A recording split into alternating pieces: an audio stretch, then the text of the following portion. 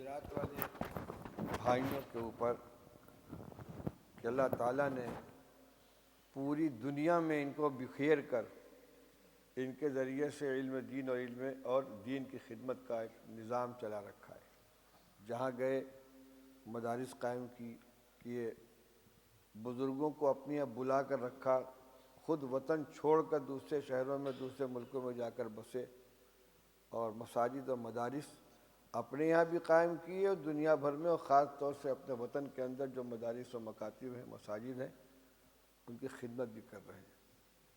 یہ بھی اللہ تعالیٰ کا بہت بڑا کرم، اس کا احسان ہے۔ اللہ تعالیٰ اس نعمت کی قدر کرنے کی توفیق عطا فرمائے، اور بڑوں کی اور بزرگوں کی یہ ذمہ داری ہے کہ اپنی اولاد کا بھی مزاج وہی بنائیں۔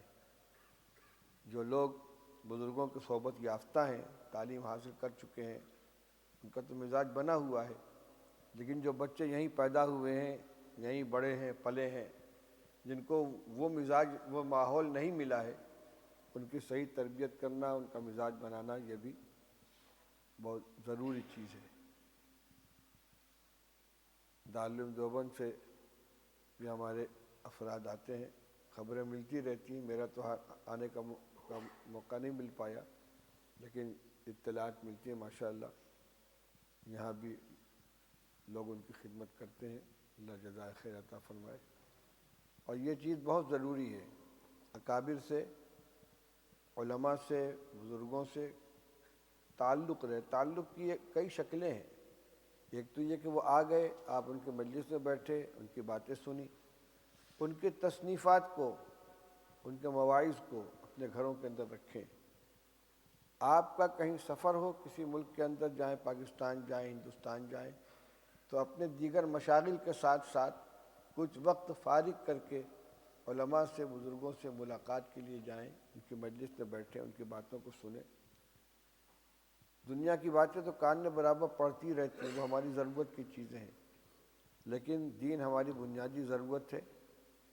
اور یہ مزاج اپنے ساتھ ساتھ اپنی اولاد کا اور نئی نسل کا بھی بنانے کی کوشش کریں۔ انشاءاللہ اس کا نفع دیر پا ہوگا۔ آج کل سوشل میڈیا کے ذریعے نوجوانوں کے ایمان اور ان کے عقیدے کو خراب کرنے کی بے پناہ کوششیں ہو رہی ہیں۔ دہریت، الحاد، دین کے بارے میں تشکیک، دین کے بارے میں تردد میں مبتلا کرنے کی کوشش ہو۔ ایکس مسلم کا چینل چل رہا ہے، اور بھی بہت سے نئے نئے قسم کے لوگ علماء سے بدگمانی پیدا کرانے کی کوشش کر رہے ہیں، جیسے انجینئر محمد علی مرزا کا ایک سلسلہ ہے، جاوید غامدی صاحب ہیں۔ ان لوگوں کی خاص طور سے تلقین یہ ہوتی ہے کہ علماء سے مت ملو، ان کی باتیں مت سنو، بلکہ خود مجتہد بن کر بیٹھو، جو ہم کہہ رہے ہیں وہ سنو۔ تو اپنے بچوں کی، ان کے ایمان کی، ان کے عقیدے کی حفاظت کی بھی فکر رکھیں۔ وہ کیا دیکھ رہے ہیں، کیا پڑھ رہے ہیں، کیا سن رہے ہیں، اس پر بھی نظر رکھنی چاہیے، ان کو آزاد نہیں چھوڑنا چاہیے۔ چلو بھائی تیاری کر لیں ذرا۔ السلام علیکم۔